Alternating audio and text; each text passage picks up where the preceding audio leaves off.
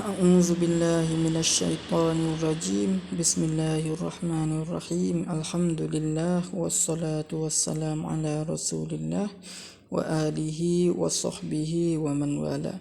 قال المصنف رحمه الله تعالى syahdan maka tiada sah mengangkat akan hadas dan menghilang akan najis melainkan dengan air yang mutlak, iaitu air yang mutlak tiap-tiap air yang sunyi daripada kait yang lazim disebut akan dia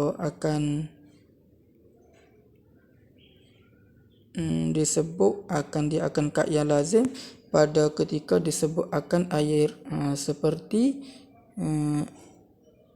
tebu, air tebu dan gula, dan sabun, dan umpamanya air gula, air tebu, air sabun masalan.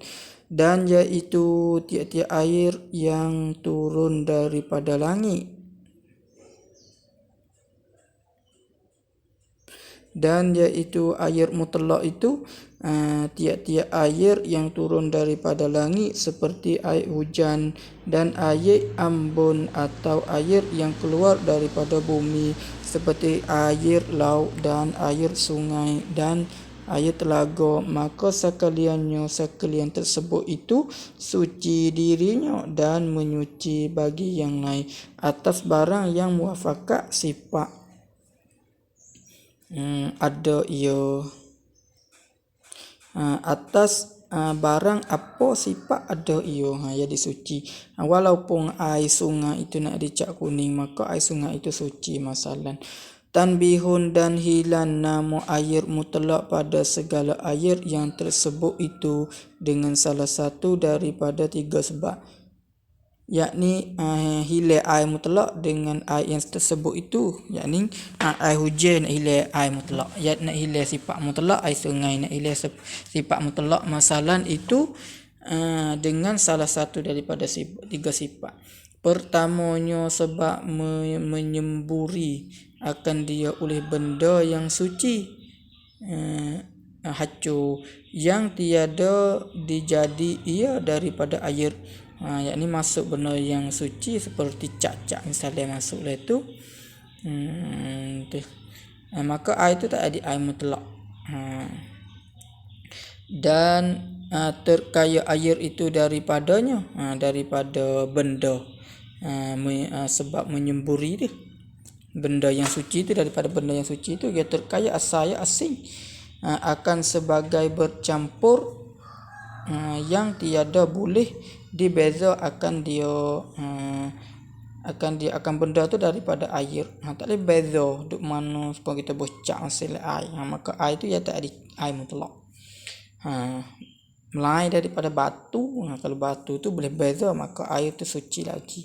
Seperti sabun dan air mawar, air minyak bahu mawardi, dan garam bukit dan garam itulah, dan mengubah ia air akan dan mengubah ia yang tersebut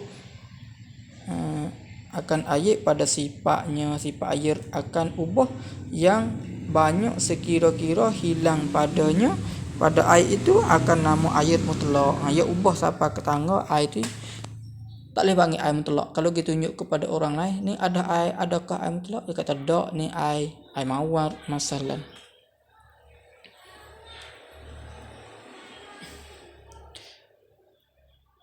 Dan dinamakan dia akan air bercampur saat ni tu air sabun dan air mawar dan air garam juga.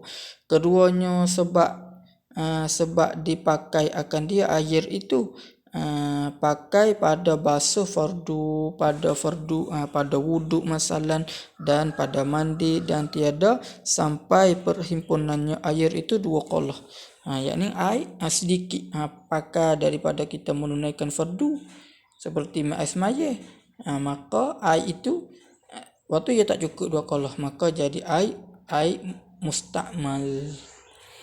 Maka air yang dibahagi ini, maka air yang kedua bahagi ini suci dirinya dan tiada menyucikan bagi yang lain. Itu nama air mustamal. Ketiganya sebab jatuh di dalam najis, sebab jatuh di dalam air tu najis sekurang-kurangnya ada kelihatan pada mata orang yang pertengahan, padahal air itu sedikit, artinya kurang daripada 2 kolah. Yakni jatuh najis. Siapa tangga mana jatuh napok. Napok seorang yang kebiasaan itu napok.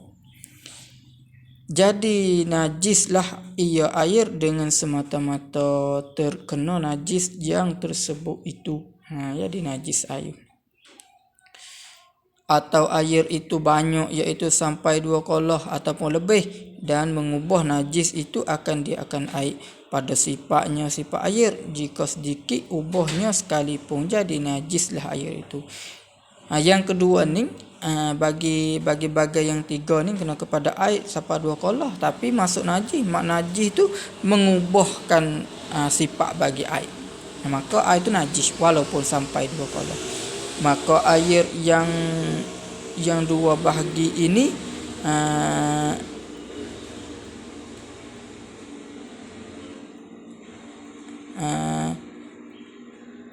tiada diboleh dipakai akan dia air yang 2 bahagi, yakni air hak sampai 2 kolah masuk najis, hak sampai 2 kolah tapi ubah sifat, masuk najis ubah sifat. Tiada dipakai akan dia akan air tersebut sekali-kali kerana ia najis. Air itu jadi najis. Panggil air benar air mutanajis.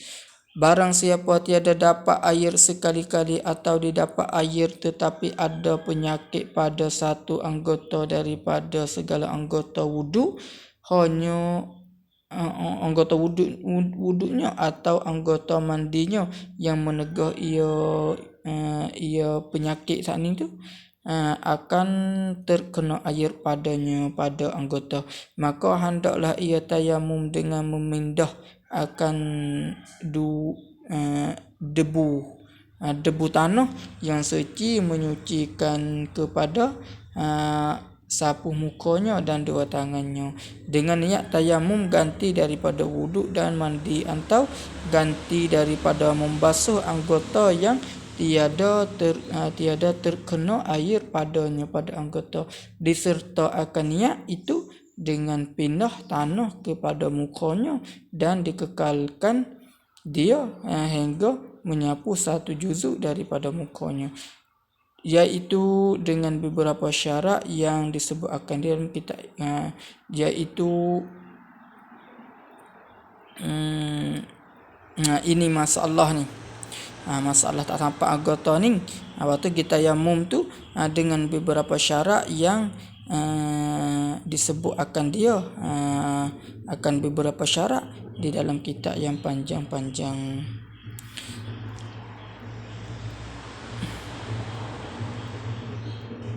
Allahumma salli afdala salati ala as'adi makhluqatika sayyidina Muhammad wa ala alihi wa sahbihi wa sallim adada ma'lumatika wa midada kalimatika. Zakiruna wa ghafala an zikril ghafilun. Wallahu a'lam.